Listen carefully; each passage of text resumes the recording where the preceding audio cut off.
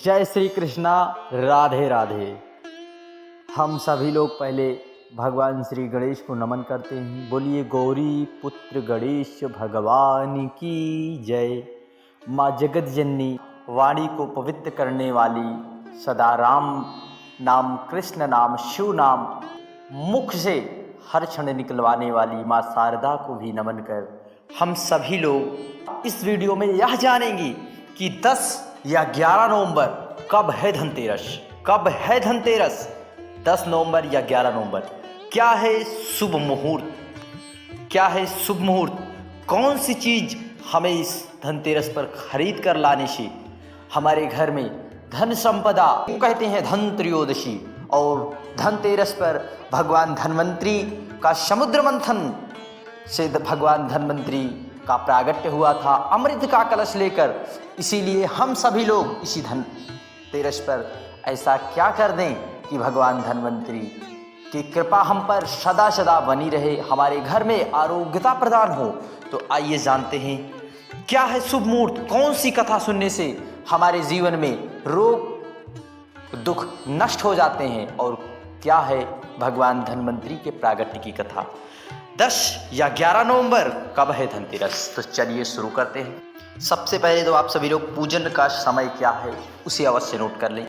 इस साल 10 नवंबर 2023 को धनतेरस है। धनतेरस का पूजा का क्या शुभ मुहूर्त है? धनतेरस का पूजा का शुभ मुहूर्त शाम 6:20 से लेकर 8:20 तक। त्रयोदशी तिथि का प्रारंभ 10 नवंबर 2023 से दोपहर 12:35 से है, और इस तिथि का समापन 11 नवंबर 2023 दोपहर 1:57 पर समाप्त हो जाएगी। इसलिए उदया तिथि के अनुसार हम सभी लोग धन त्रयोदशी का पर्व 10 नवंबर को मनाएंगे। इसी दिन से दीपावली का प्रथम पूजन प्रारंभ हो जाता है। और इस दिन हमें सामान खरीदने का क्या शुभ मुहूर्त रहने वाला है? दोपहर 2:35 से शाम 6:40 तक।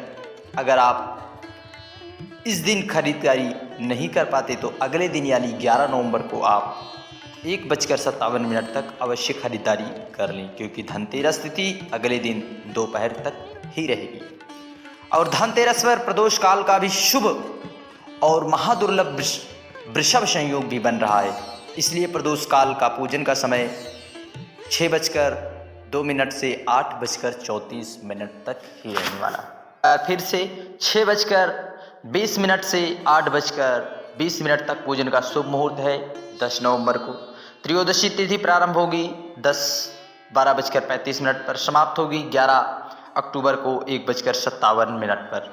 और प्रदोष काल का समय जो है 10 नवंबर को 5:30 से प्रदोष काल आरंभ हो जाएगा। आपको बता दें सूर्यास्त के बाद ही प्रदोष काल कहा जाता है। 10 नवंबर को प्रदोष काल रात 8:08 तक रहेगा। वही वृषभ काल की बात करें तो 5:47 से शाम 7:43 तक ही रहने वाला है। इसलिए इस बार धनतेरस पर बहुत ही दुर्लभ संयोग बन रहा है, जिस कारण से धनतेरस का त्यौहार काफी खास हो जाता है।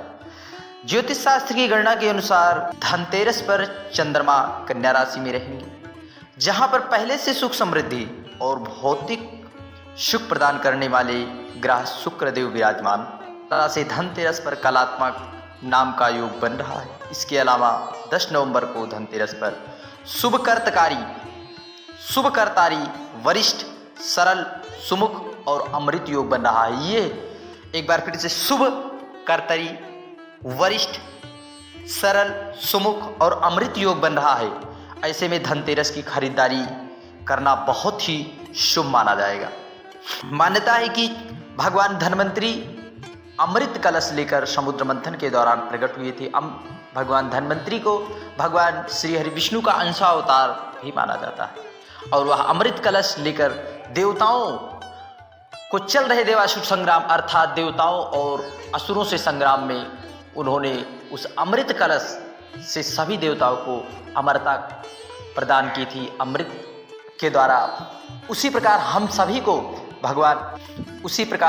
को भगवान धन्वंतरी से भी प्रार्थना की पूजा करें विधि विधान से और यह पूजा प्रार्थना करें कि हे भगवान धन्वंतरी, जिस प्रकार आपने देवताओं के कार्य के लिए उन्हें अमरता के लिए अमृत प्रदान किया था, उसी प्रकार हमारे जीवन में भी रोग दुख संकट ना आने पाए, हमें भी ऐसा अमरता का वरदान दे, सदा हमारा मन राम नाम कृष्ण नाम शिव नाम में ही लगा रहे। इसी प्रकार हमें उनसे प्रार्थना कर लेना है।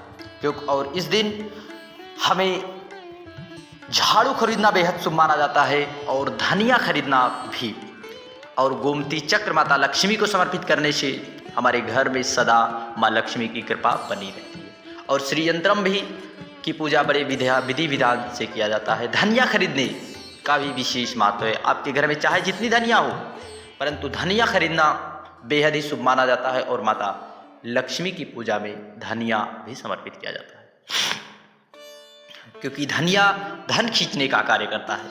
पूजा की क्या विधियां हैं एक बार आप सुन लीजिए। धनतेरस के दिन शाम के समय यानी प्रदोष काल के दौरान शुभ मुहूर्त में उत्तर की ओर कुबेर और धन्वंतरी देव की मूर्ति स्थापित करें। कुबेर और धन्वंतरी देव के साथ भगवान गणेश और माता लक्ष्मी जी की भी प्रतिमा या तस्वीर अवश्य रखें। गणेश जी, माँ लक्ष्मी, कुबेर, धन्वंतरी देव की कृपा पाने के लिए सबसे पहले दीप को प्रज्वलित करें, फिर विधि विधान से पूजा करें। सबसे पहले सभी देवताओं को तिलक लगाएं। सबसे पहले सभी देवताओं को तिलक लगावें और धूप दीप पुष्प फल आदि चीज़ें जो भी आपके पास यथासंभव उस चीज़ को अर्पित कर दें। फिर कुबेर देवता को सफ़ेद रंग की मिठाई अति प्रिय है और धन्वंतरी देव को पीली मिठाई का भोग लगाए। यथा शक्ति के अनुसार अपनी धनतेरस के दिन सबसे महादुर्लभ संयोग बन रहे हैं, इसलिए आप सभी लोग यदि अत्यधिक भगवान कुबेर की कृपा पाना चाहते हैं, धन संपदा लक्ष्मी की कमी नहीं चाहते, तो आप इस मंत्र का जाप अवश्य करें। ओम ह्रीम कुबेराय नमः, ओम ह्रीम कुबेराय नमः। इस मंत्र का अत्यधिक बार जप कर लेने से भगवान कुबेर की कृपा हम सब पर ज़रूर से ज़रूर बनी रहती है और हम सभी लोग भगवान कुबेर से भी यही प्रार्थना करेंगे और इससे भगवान कुबेर जल्दी प्रसन्न होते हैं। और इस दिन धन्वंतरी स्रोत का भी पाठ हमें अवश्य करना चाहिए। और इस दिन प्रदोष व्रत भी है, हम सभी को प्रदोष व्रत भी बड़े विधि विधान से अवश्य करना चाहिए। धनतेरस के पूजन में माता लक्ष्मी, गणेश, कुबेर भगवान की नई मूर्ति और नए वस्त्र चाहिए और श्री यंत्रम, कुबेर यंत्र, कमलगट्टा, धनिया खड़ा, कमल और लाल पुष्प माला आदि चीज़ें जो अपने यथासमर्थता हो उन चीज़ों को लेकर आप पूजन अवश्य कर लें। 10 नवंबर 2023 12:35 से शुरू होकर 11 नवंबर 1:57 तक ही धनतेरस का शुभ मुहूर्त रहेगा। क्या है कथा, हम सभी लोग इस कथा को श्रवण करेंगे। कहा जाता है एक समय भगवान श्री हरि विष्णु मृत्युलोक में विचरण करने के लिए आ रहे थे। तब लक्ष्मी जी ने उनसे साथ चलने के लिए आग्रह किया। तब भगवान श्री हरि विष्णु ने कहा, यदि मैं बात कहूँ तो बात कहूँ, तुम अगर वैसा ही मानो तो फिर चलो। तब लक्ष्मी जी उनकी बात मान गई। कुछ देर बाद एक जगह पर पहुंचकर भगवान श्री हरि विष्णु ने लक्ष्मी जी से कहा, जब तक मैं ना आ जाऊं तुम यहीं ठहरो, मैं दक्षिण दिशा की ओर जा रहा हूं, तुम उधर भूल कर भी मत जाना। श्री हरि विष्णु जी ने जाने पर लक्ष्मी जी के मन में कौतूहल जागा कि आखिर दक्षिण दिशा में ऐसा क्या है जो मुझे मेरे स्वामी जाने के लिए मना कर रहे हैं और स्वयं तो चल पड़े, ऐसी क्या बात है। तो माता लक्ष्मी के मन में कौतूहल चलने लगा। लक्ष्मी जी से रहाना गया और जैसे ही भगवान आगे बढ़े लक्ष्मी भी पीछे पीछे चल पड़ी। कुछ ही आगे जाने पर उन्हें सरसों का एक खेत दिखाई दिया जिसमें खूब फूल लगे हुए थे। सरसों की शोभा देखकर वह मंत्रमुग्ध हो गई और फूल तोड़कर अपना श्रृंगार करने के लिए आगे बढ़ी। आगे जाने पर एक गन्ने के खेत से लक्ष्मी जी ने गन्ना तोड़कर रस चूसने लगी। उसी क्षण भगवान श्री हरि विष्णु आए और यह देख लक्ष्मी जी पर नाराज हो उन्हें श्राप दे दिया। मैंने तुम्हें इधर आने को मना किया था, पर तुम ना मानी और किसान की चोरी का अपराध कर बैठी। अब तुम इस अपराध के जुर्म में इस किसान की 12 वर्ष तक सेवा करो। ऐसा कहकर भगवान उन्हें छोड़कर क्षीर सागर चले गए। तब लक्ष्मी जी उस गरीब किसान के घर रहने लगी। एक दिन लक्ष्मी जी ने उस किसान की पत्नी से कहा, तुम स्नान कर पहले मेरी बनाई गई इस लक्ष्मी का पूजन करो, फिर रसोई बना, तुम जो मांगोगी मिलेगा। किसान की पत्नी ने ऐसा ही किया। पूजा के प्रभाव और लक्ष्मी की कृपा से किसान का घर दूसरे ही दिन में अन्न, धन, रत्न, स्वर्ण आदि से भर गया। लक्ष्मी जी ने किसान को धन धान्य से पूर्ण कर दिया।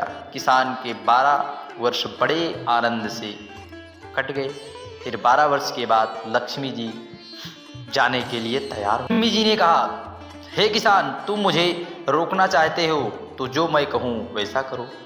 कल धनतेरस है, तुम कल घर को लीप पोत कर स्वच्छ करना, रात्रि में घी का दीपक जलाकर रखना और सायंकाल मेरा पूजन करना और एक तांबे के कलश में रुपए भरकर मेरे लिए रखना। मैं उस कलश में निवास करूँगा, किंतु पूजा के समय मैं तुम्हें दिखाई नहीं दूंगी।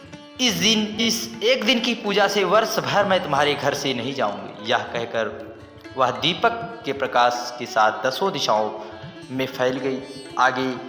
अगले दिन किसान ने लक्ष्मी जी की कथा अनुसार पूजन किया। उसका घर धन धान्य से पूर्ण हो गया। इसी वजह से हर वर्ष धनतेरस के दिन माता लक्ष्मी और भगवान कुबेर की पूजा की जाती है। जय श्री कृष्णा, राधे राधे।